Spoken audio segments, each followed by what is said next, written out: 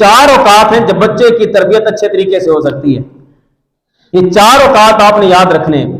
سب سے پہلے جب بچہ سواری پر آپ کے ساتھ ہوتا ہے اس وقت بچہ لرننگ موڈ کے اندر ہوتا ہے. بچہ اس وقت سیکھنا چاہتا ہے. جب بچہ آپ کے ساتھ سواری پر ہو اس وقت وہ سیکھنا چاہتا ہے. آقا کریم علیہ السلام کے ساتھ عبداللہ بن عباس رضی اللہ عنہ حضور علیہ السلام کے چچا زاد بھائی ہیں. آپ فرماتے ہیں کہ میں حضور علیہ السلام کے ساتھ حضور کی سواری پہ پیچھے بیٹھا تھا. آقا کریم علیہ السلام نے مجھے مخاطب کیا، یا غلام، اے لڑکے، احکام الہیہ کی پابندی کرنا. جب تم احکام الہیہ کی پابندی کرو گے اللہ تمہاری حفاظت فرمائے گا. فرمایا حقوق خدا کا لحاظ رکھو، تم اللہ کو اپنے سامنے پاؤ گے.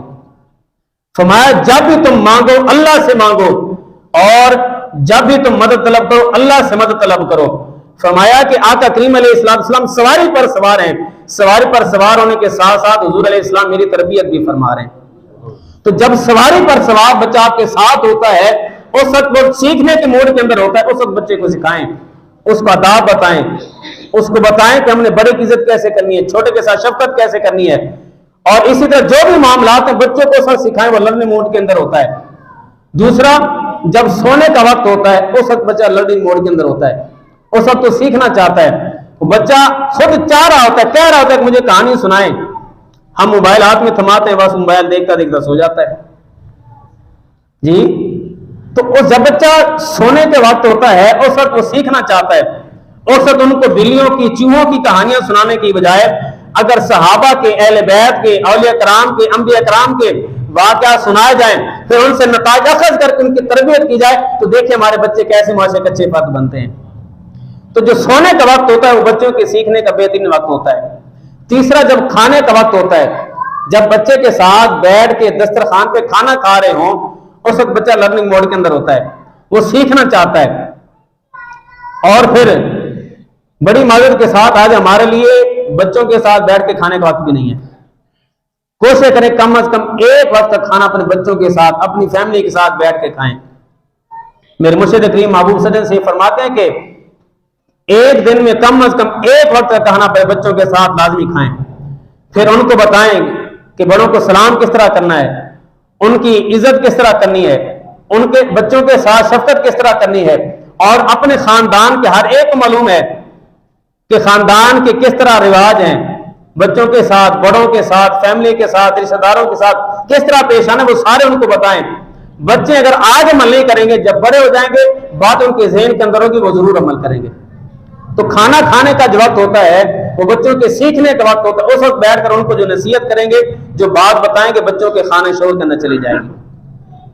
چوتھا وقت جب بچہ بیمار ہوتا ہے اس وقت بچہ سیکھنے کے موڈ کے اندر ہوتا ہے. ایک یہودی تھا جو مدینے کے اندر رہتا تھا، اس کا ایک چھوٹا بچہ تھا جو آقا کریم علیہ السلام سے محبت کیا کرتا تھا.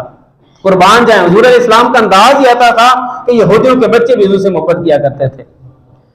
آقا کریم علیہ السلام کو معلوم ہوا کہ جو ہم سے محبت کرنے والا بچہ ہے وہ بیمار ہو گیا ہے. حضور نے صحابہ سے فرمایا، صحابہ آؤ ہم اس کی عیادت کے لیے چلتے ہیں. آقا کریم علیہ السلام صحابہ کے ساتھ اس یہودی کے گھر پہنچے اور آقا کریم علیہ السلام اس یہودی بچے کو اٹھایا، اس کا سر اپنی گود کے اندر رکھا. قربان جائیں، کتنا خوش نصیب ہے.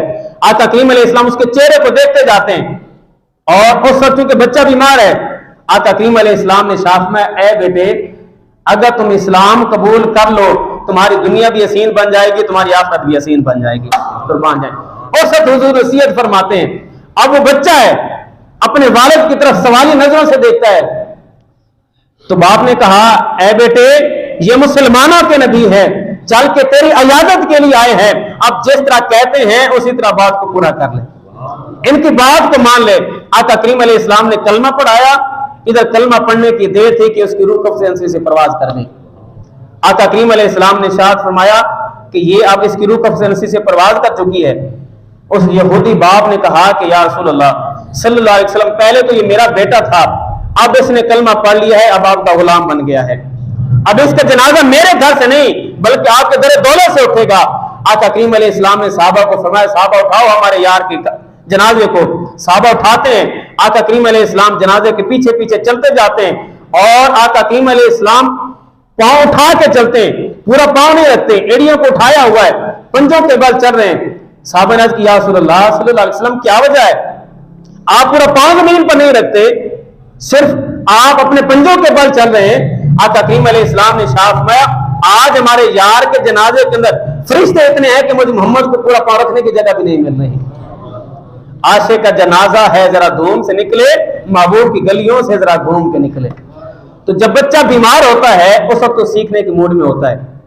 تو یہ 4 ایسے اوقات ہیں، 4 ایسے مواقع جب بچہ سیکھتا ہے، جب سواری پر آپ کے ساتھ ہوتا ہے، جب کھانے کا وقت ہوتا ہے، جب سونے کا وقت ہوتا ہے، یا جب بچہ بیمار ہوتا ہے۔